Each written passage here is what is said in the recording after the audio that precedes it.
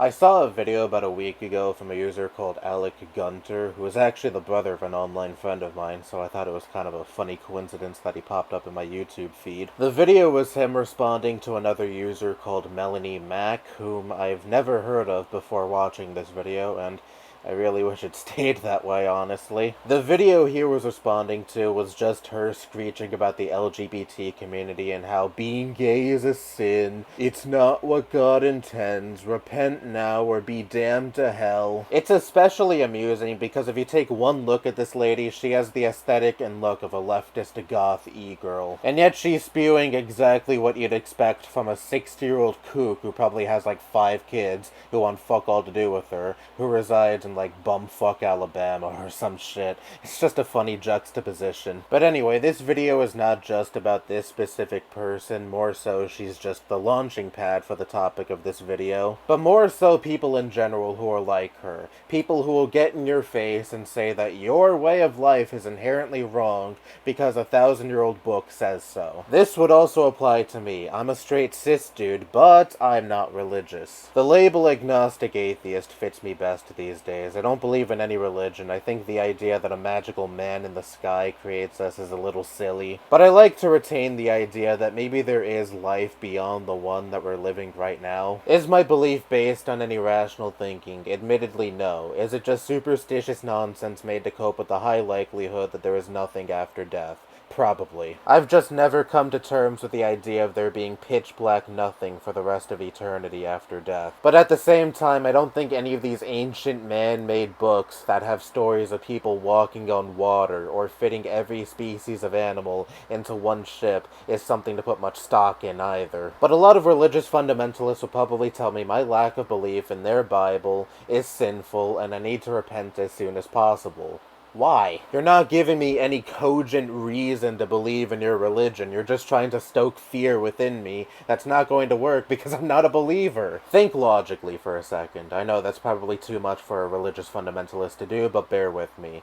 Do you honestly think that screaming in my face about how I'm a sinner, how I'm going to be damned to hell for not believing your religion is really going to convince me to hop on board? No, it's just going to convince me even further that people like you are fucking kooks and turn me off from your religion even more. This is especially the case with LGBT people. Your attraction to other adults of the same gender is inherently wicked because God, who we can't prove even fucking exists beyond a book that has seen countless revisions over the course of centuries, says so. I understand that we have plenty of people out there who are self-loathing because they themselves are in the closet and believe that they are sinners for their perfectly normal attraction. Hell, I wouldn't be surprised at all if it ever comes out that this Melanie Mack lady has munched on her share of carpets, if you know what I mean. That's usually the case when it comes to these loud anti-gay bigots, but when it comes to your average gay person or trans person who are open about their sexuality and or gender identity and see no problem with it, because why the fuck should they? Realistically, what can you say to these people that'll make them go like,